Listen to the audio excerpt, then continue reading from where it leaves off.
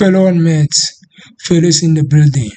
So now we're gonna talk about the second factor that affect our chemical equilibrium. So the second factor is pressure.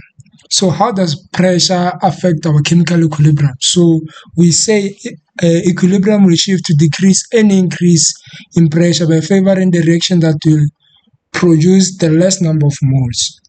And again, equilibrium will shift to increase any decrease in pressure by favoring the reaction that will produce more number of moles.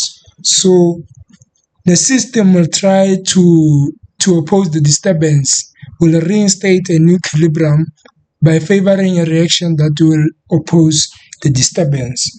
So actually, what are we talking about when we talk about when we are talking about pressure and equilibrium shift? So let's say we have, so you can see in pressure we are talking about gases only. So let's say we have this reaction over here. So when we talk about the number of moles and stuff, so we're gonna talk about this reaction. So the number of moles, we count like this. You count the number that you see before every chemical here. So you'll see that this is 2, then here this is 1. So which means here we have 3 number of moles in the reactant. Then here you're gonna try to find the number before your molecules here. So the number of molecules will be only 1 because there's no number that we see here. So we have 3 this side and we have 1 this side. So what we're gonna do, you're gonna say they will say if pressure was increased. So if pressure was increased, when pressure is increased, you favor the reaction that will produce less number of moles. So which reaction produce less number of moles? This reaction will produce 3 number of moles, and this reaction will produce 1 number of mole. So which means we are going this direction. We favor the reaction that will produce less number of moles, which is the forward reaction. So if maybe pressure was increased according to this chemical reaction, the forward reaction was going to be favored and AB was going to be produced, because what you did was to actually force the volume. You decrease the volume. When you increase pressure, you decrease the volume. Remember that pressure is inversely proportional to the volume. So let's say this is the container that you have right here. So in this container, let's say you decrease the volume by increasing the pressure. So let's say this was the number of molecules that you had. The molecules that you have inside your container here. So what you are going to do now, you increase pressure. So when you increase pressure, maybe the volume that will occupy the molecules will only be this volume. So what will happen is you force your reaction. You force your system to actually produce a less number of moles so that they can occupy the space that you have. So you actually force the system to produce the number of moles that can only occupy the space. For example, this reaction will give us 3 number of moles.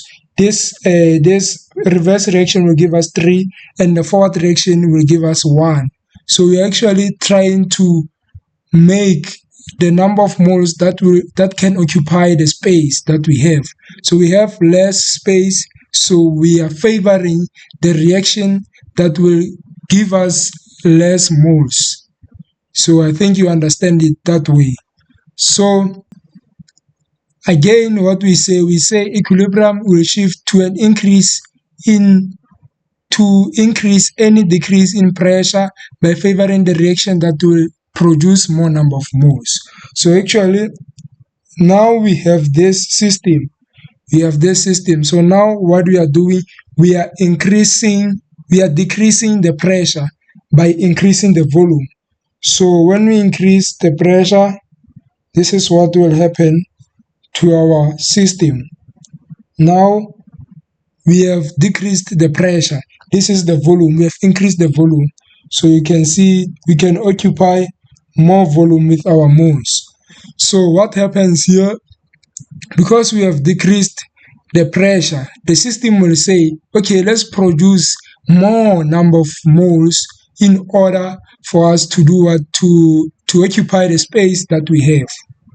You see, so it is actually, the system depends on a space so that it can decide how many moles should it produce. So if the space, the volume is less, the reaction that will be favored is the reaction that will produce less number of moles. If the volume is large, the reaction that will be favored is the reaction that will produce more number of moles. That's it about the pressure. That's what you have to know about pressure. So the first question, it says, for this reaction A plus B, they give us AB. So they say pressure is increased. Explain in terms of the Chatelain's principle what will happen to the concentration of AB. So this is how you explain it. Firstly, you identify the disturbance.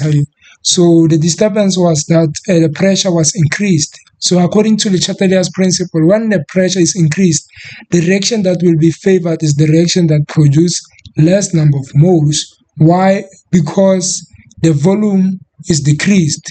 So the number of moles that are produced, they depend on the volume of the container. So if the volume is decreased, the number of moles that will be produced will be less. So if you want to make it according to proportionality, I advise you to make it according to with volume. Firstly, talk about the pressure that was increased, then talk about the volume that it was decreased, so that you can know that the volume is directly proportional to the produced number of moles. So yeah, less number of moles was produced. Then when we talk about the less number of moles, now we are going to look at our reaction. So a reaction, the reactant is 1 and 1. So meaning we have 2 number of moles this side. And this side we only have 1 here, so we have 1. So we are going this direction in order to produce 1. So that's how it is. So which means the forward reaction was favored. So after the forward reaction was favored, you can state the equilibrium shift, that equilibrium shift to the right because we favored the forward reaction. So again, you can tell them that the concentrations of our reactants A and B will decrease, then AB, the concentration of AB will increase.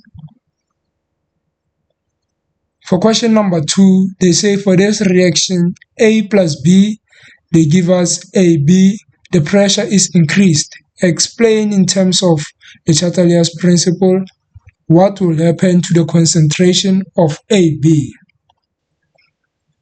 So for this question, you can't explain according to Le Chatelier's principle. As you can see, the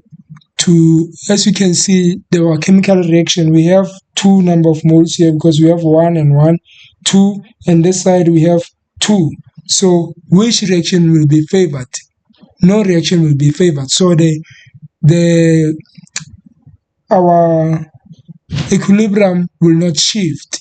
So the concentration will remain the same. Why? Because the 2 reactions, they produce the same number of moles.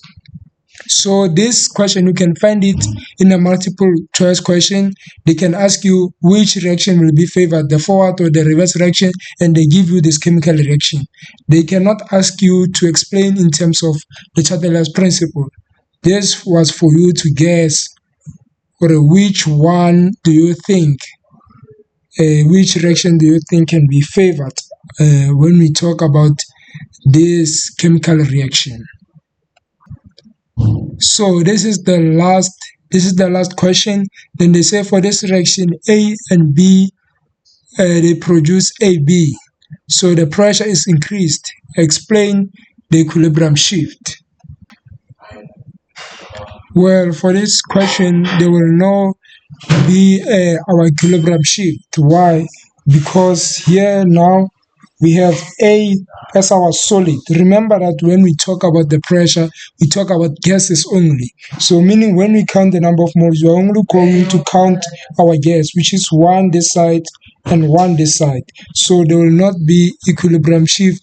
Why? Because the reaction produce equal number of moles for gases.